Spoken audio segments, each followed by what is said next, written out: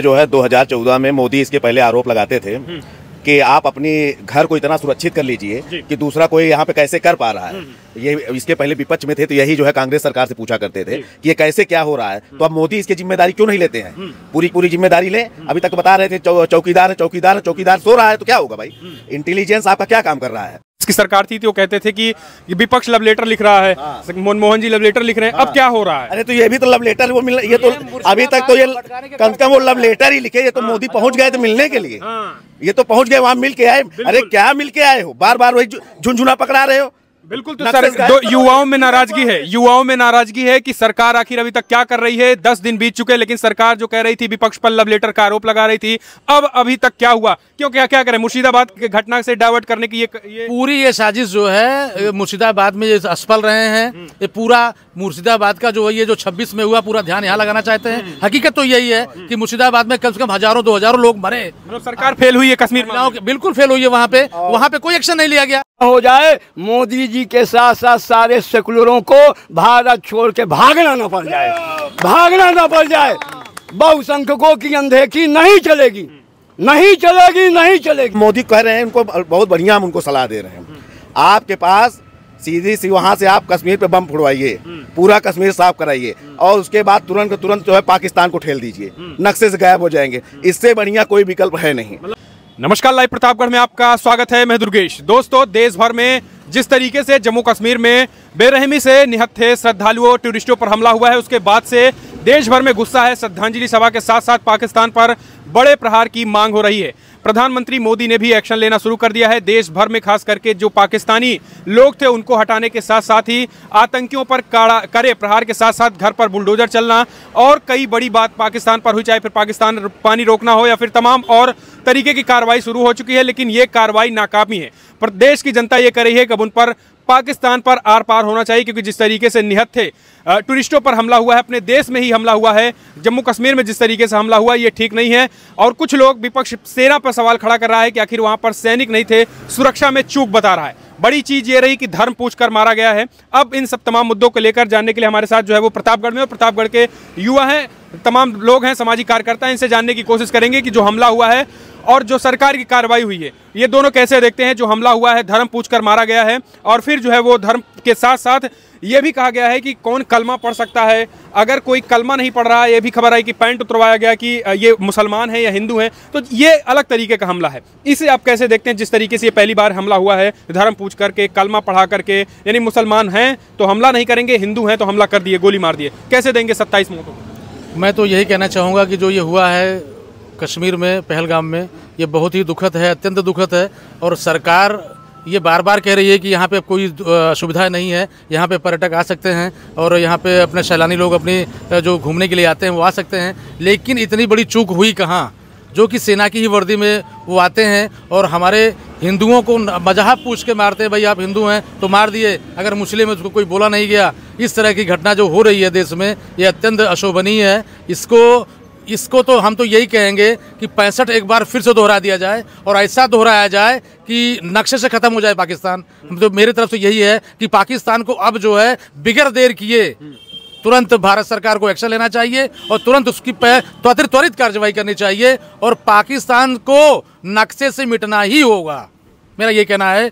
और बहुत ज्यादा ना कह अभी सरकार कह रही है कि हमने पानी रोका, जो पाकिस्तानी हैं उनको पाकिस्तान भेजने। तो क्या लग रहा है ये काफी कार्रवाई है या इससे कड़ा प्रहार? जिस तरीके से खबर आई कि पीओके से बैठ करके ये सारे हमले रचे गए, साजिश की गई, तो फिर ये इससे भी बड़ी कार्रवाई आप चाहते हैं? हमारे पूर्व में एक कहावत कही जाती है, का बरसा जब कृषि सुखानी। पानी रोक करके कौन सा हमारा फायदा होगा? हमारा कोई बेनिफिट नहीं होने वाला। हमें खून का बदला खून से चाहिए, हमें खून का बदला खून से चाहिए। अगर हमारे 26 मरे हैं तो उनके 2600 मरने चाहिए। अगर 2600 नहीं मरेंगे तब तो कोई मतलब नहीं है। अगर हमारे 26 मरे हैं तो वो 2600 होने ही चाहिए। और ये लगना चाहिए कि नहीं, भारत ने एक्शन लिया और उनको दिखाना चाहिए कि हम कमजोर नहीं हैं। जो हमें बार बार ये ठहरा जाता है कि हम लोग बुज़दिल हैं, हिंदू कमजोर है। हिंदू कमजोर नहीं है, हिंदू के अंदर सहनशीलता है, हिंदू के अंदर दया है और इन लोगों के पास ये चीजें नहीं है। ये तो कट्टरता के नाम पे कलंक है, ये कट्टरता फैलाते हैं। और हम तो यही कहेंगे, बार बार ये कहेंगे, भारत सरकार बिगड़ देर किए। काहे को 5 मई का इंतजार क्यों? 5 घंटे में काम तमाम। आपके पास राफेल है, आपके पास सारी सुविधाएं हैं, आपके पास युद्धपोत हैं, सारी व्यवस्थाएं आपके पास है, तो फिर देर क्यों? इस पर राजनीति क्यों हो रही है? बिगड़ देर किए भारत सरकार को अटैक करना ही चाहिए, करना ही चाहिए, करना ही चाहिए। नहीं, कुछ लोग कह रहे हैं कि सुरक्षा का फेल्योर रहा है, बड़ा मुद्दा रहा। विपक्ष लगातार सवाल खड़े कर रहा है कि आखिर सेना उस वक्त कहाँ थी, क्या कहेंगे आप? भैया देखिए, इसके पहले जो है 2014 में मोदी इसके पहले आरोप लगाते थे कि आप अपनी घर को इतना सुरक्षित कर लीजिए कि दूसरा कोई यहाँ पे कैसे कर पा रहा है।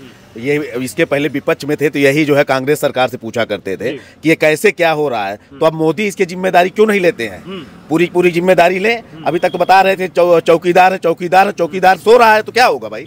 इंटेलिजेंस आपका क्या काम कर रहा है? इंटेलिजेंस आपको पहले जो है जो बुलडोजर चला रहे हो, जो वहाँ पे इंटेलिजेंस है, जिनकी नाकामी है, उनको भी भरे चौराहे पे लगा के आग उनको फूंक दीजिए। और ये क्या है? बुलडोजर पकड़ के उनको चौराहे पे मारो, कम से कम 2-4 बार इनको समझ में तो आएगा। पैंट उतार करके धर्म पूछ करके मार रहे थे कि ये है कि आप धर्म पूछ रहे हो, तो जिसको पकड़ो उनको पैंट उतार करके बताओ, लो देखो हम धर्म दिखा कर कैसे मार रहे हैं। तो पूरी नाकामी है। इनके पास बहुत अच्छा मौका है। सीधी बात है, हम पाकिस्तान को भी कह रहे हैं कि तुम बार यही कर रहे हो, क्या कर रहे हो? इतना परमाणु बम बनाए हो, काहे छोड़ नहीं रहे हो भारत पे? छोड़ दो, कश्मीर को साफ करो। कश्मीर चाहिए तो कश्मीर छोड़ो ना।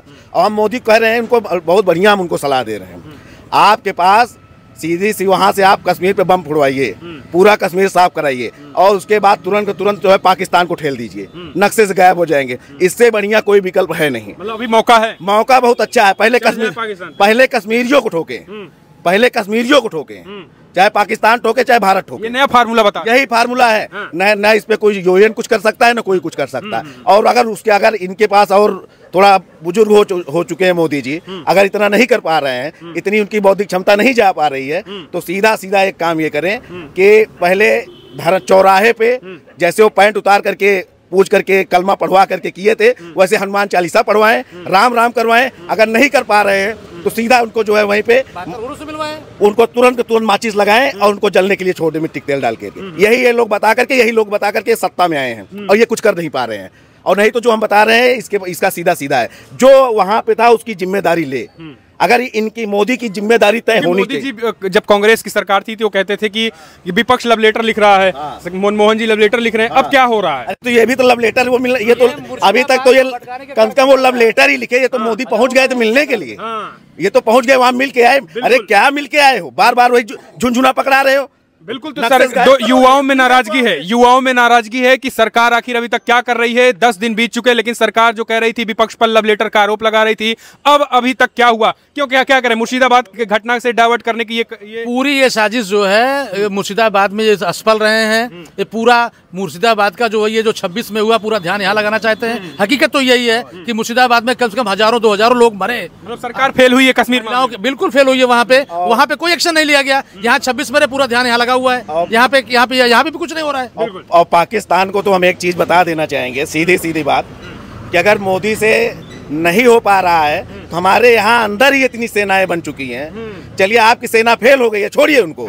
हमारे यहाँ भीम आर्मी, करड़ी सेना, सवर्ण सेना, परशुराम सेना, यदुवंशी सेना, इन्हीं को छोड़ दो। फिर हमको ही मौका दे दो। हम लोग आपस में लड़ के इनका पूरा सब भेद जान रहे हैं। हम 4 भाई लड़ रहे हैं तो इनकी पूरी भेद जान रहे हैं। छोड़ दो, मौका दे दो। जो 2-2 हाथ की बात करते हैं, 2-2 हाथ हो जाए। हमारी सेना तो ऑलरेडी तैयार है यहाँ। बिल्कुल। तो सभी सेनाओं से अब ये आग्रह है कि अब वो चले बॉर्डर पर। क्या कहेंगे ओझा जी, जिस तरीके की घटना हुई है, सरकार, विपक्ष कह रहा है सरकार का फेल्योर है, तो अब क्या आपको क्या लग रहा है? जो भी मोदी जी कहते थे कि लव लेटर की बात करते थे, अब कार्रवाई क्यों नहीं हो रही? देखिए, मोदी जी को बहुसंख्यकों ने सत्ता पे बैठाया, 1 बार नहीं, 2 बार नहीं, 3 बार। लेकिन जब से मोदी जी बैठे हुए हैं, तब से अल्पसंख्यकों ने बहुसंख्यकों का जीना मुहाल कर दिया है। जगह जगह दंगे, और यहाँ तक कि महिलाओं के स्तन तक काट के हजारों महिलाओं के साथ रेप हुआ बंगाल में। मोदी जी को हमने प्रधानमंत्री का इसीलिए बैठाया है, चूड़ी पहन के बैठे हुए हैं। रही बात फिर बहुसंख्यक पे हमला हुआ, धर्म पूछ के 26 लोगों को गोली मार दी गई, लेकिन मोदी जी आज भी चूड़ी पहन के बैठे हैं। मेरा भी कहना है कि अगर आप, सीधी सी बात, अभी आपके बगल बांग्लादेश है और वहाँ पे एक प्रधानमंत्री थी जिन्होंने बहुसंख्यकों को नज़रअंदाज किया। प्रधानमंत्री रहने के बावजूद, 6 लाख की सेना के बावजूद बांग्लादेश से शेख हसीना को भागना पड़ा। मैं सीधे आपको कह रहा हूँ, जितने सेकुलर नेता भारत में बैठे हुए हैं, यहाँ तक कि मोदी जी भी 303 सीट पाने के बाद भी वही कह रहे हैं, सबका साथ, सबका विकास, सबका विश्वास। मैं डंके की चोट पे कह रहा हूँ, कहीं ऐसा ना हो जाए मोदी जी के साथ साथ सारे सेकुलरों को भारत छोड़ के भागना ना पड़ जाए, भागना ना पड़ जाए। बहुसंख्यकों की अनदेखी नहीं चलेगी, नहीं चलेगी, नहीं चलेगी। तो आर पार का हमला हो, क्योंकि अभी 10-15 दिन हो चुके हैं, अभी तक केवल पानी रोका जा रहा, पाकिस्तानियों को निकाला जा रहा, छोटे छोटे एक्शन लिए जा रहे हैं, कोई बड़ा एक्शन नहीं हुआ। देखिए, पानी रोकना क्या, अभी तक अंधे थे, 11 साल से बैठे हैं। हमारे पानी के से उपजा अनाज खा के पाकिस्तान आज दहाड़ रहा है।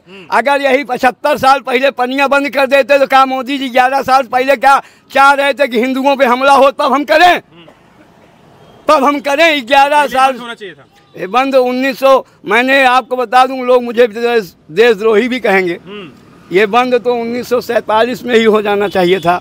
लेकिन सिर्फ एक वीर सपूत आए, नाथूराम गोडसे, और उन्होंने अगर तो आतंकी था वो, तो कहते हैं लोग, अगर आतंकी थे तो मैं आपको बता दूं ये पानी उसी समय से जारी हुआ है, और अगर उसी समय रोक लग जाता। विपक्ष वाले, कांग्रेस वाले तो उनको आतंकी बताते हैं, आप सपूत। मैं क्या कह रहा हूँ, आतंकी तो इन्होंने वीर सावरकर को भी कह दिया। वो देखिए, राहुल गांधी को सुप्रीम कोर्ट ने लताड़ लगाई कि सोच समझ के बात करिए। आज बहुसंख्यकों के जो धर्म पूछ के मारा गया, उस पे क्या करें? मैं ये कहना चाहता हूँ, बहुसंख्यकों के भगवान पे, बहुसंख्यकों के नेताओं पे, बहुसंख्यकों के अभिमान राणा सांगा पे, छोटे छोटे ये टुटपुंजिया आके नेता सिर्फ बहुसंख्यकों को निशाना बना रहे हैं। मेरा सिर्फ आज फिर से मैं कह रहा हूँ, दोबारा कह रहा हूँ, अगर बहुसंख्यक बिगड़ गए तो किसी की माई के लाल की सेना में ना औकात है, ना पुलिस में औकात है। एक भी सेकुलर और एक भी भरवा मादरचोद वो हिंदुस्तान में रहेगा नहीं, बाहर देखेगा।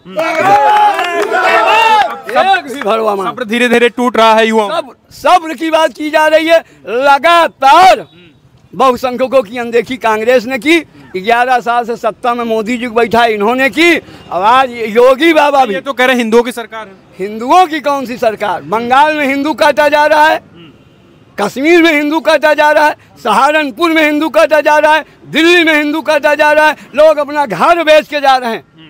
अब हमारे देश में ही लोग कहते हैं सबके बाप दादाओं का भारत नहीं है। जिनके बाप दादाओं ने यहाँ काम किया वो पाकिस्तान अपना अलग लेके अलग हो गए हैं। हमारे बाप दादाओं ने किया, ये भारत हमारा है।